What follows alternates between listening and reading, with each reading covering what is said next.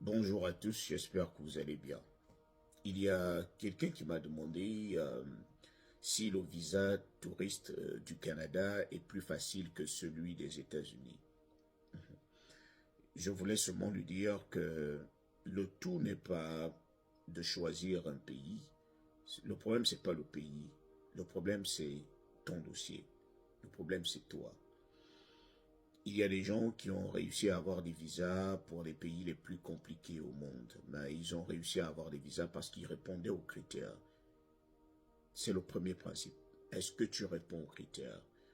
Beaucoup veulent avoir des visas touristes, choisissent des pays sans pourtant se rassurer s'ils répondent aux critères de ces pays-là par rapport au visa en question. Lorsqu'on parle de visa Canada, visa touriste, on doit d'abord se rassurer qu'on a un bon objectif. Alors, tu dois te poser des questions.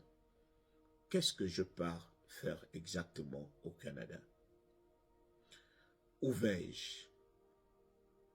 Pour combien de temps? Donc, tu sais très bien que lorsque tu vas aller à l'ambassade, certaines questions tourneront sur l'objectif, c'est-à-dire ton motif. Ton motif doit être un bon motif. La question sera sur le lieu où tu pars, c'est-à-dire exactement l'adresse. Tu vas chez qui? Est-ce que tu pars rendre visite à quelqu'un?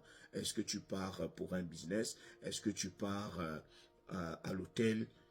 Quel est le lieu exact de là où tu pars? Alors, il y a également le côté financier. Beaucoup se jettent parce qu'ils veulent forcément, parce ils ont réuni certains documents, mais veulent se jeter dans l'obtention du visa. Mais est-ce que tu t'es rassuré que tu as assez de finances? Il y a souvent des difficultés à convaincre un agent de l'immigration ou de l'ambassade lorsque tu sais très bien que dans ton pays, tu ne joues aucun rôle, tu n'as pas de boulot, tu ne fais rien. Mais tu veux sortir du pays. Tu veux aller rendre visite à quelqu'un. On prend l'exemple de quelqu'un qui est au Burkina Faso. Il n'a pas de boulot, il n'a pas de travail, il n'est même pas étudiant. Mais il veut aller rendre visite à son frère qui est au Canada. Comment vas-tu convaincre les agents de l'immigration que tu vas forcément revenir? Parce que il n'y a pas un lien solide qui puisse te faire revenir. Il y a des gens qui utilisent le lien de l'école, c'est-à-dire je pars en vacances, je vais revenir, j'étudie ici. Il y a des liens, il y a le boulot, tu sais que tu travailles quelque part et tu vas revenir. Il y a des gens qui ont créé des entreprises qui peuvent toutefois revenir pour s'occuper de leurs entreprises, pour s'occuper de leur terrain, pour s'occuper de leur famille. Mais toi qui n'as rien, ça va être difficile. Il y a aussi un point important que les gens ignorent. Lorsque tu fais partie, tu es dans un pays qui est en guerre, un pays qui a des problèmes. Il est difficile que l'agent de l'ambassade te croie sur parole. S'il sait très bien que tu es dans un pays où il y a des difficultés, où il y a des problèmes de guerre et autres, il va se dire, celui-là, c'est pas sûr qu'il va revenir.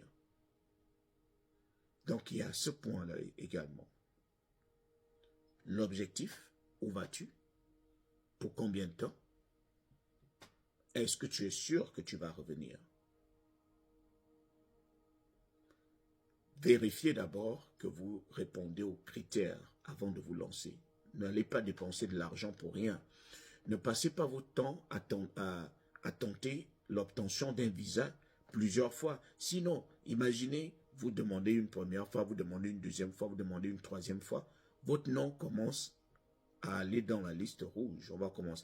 Pas que ce sera encore, pas que l'obtention du visa sera impossible, mais ça va être difficile parce qu'on va commencer à se dire, cette personne est venue 3 ou 4 fois demander le même visa en quelques mois.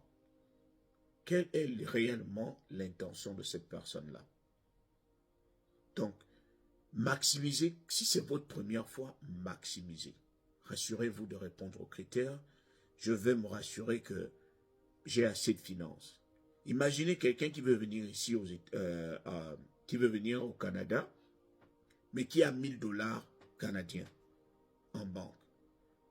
Quel touriste va prendre le risque de voyager avec 1000 dollars? 1000 dollars canadiens.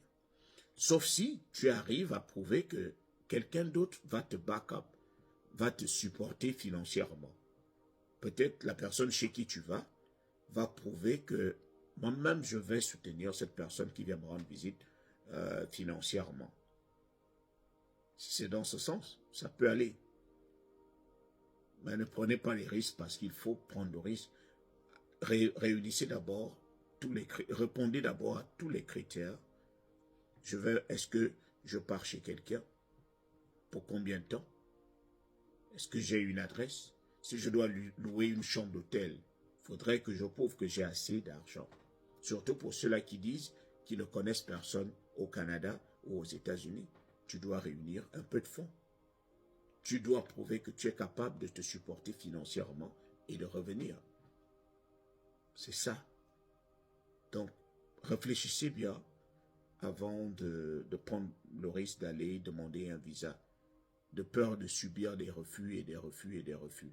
Et si vous obtenez un refus, cela ne devrait pas vous décourager, mais avant d'aller demander le visa pour la deuxième fois, rassurez que vous connaissez la raison pour laquelle on vous a refusé pour la première fois.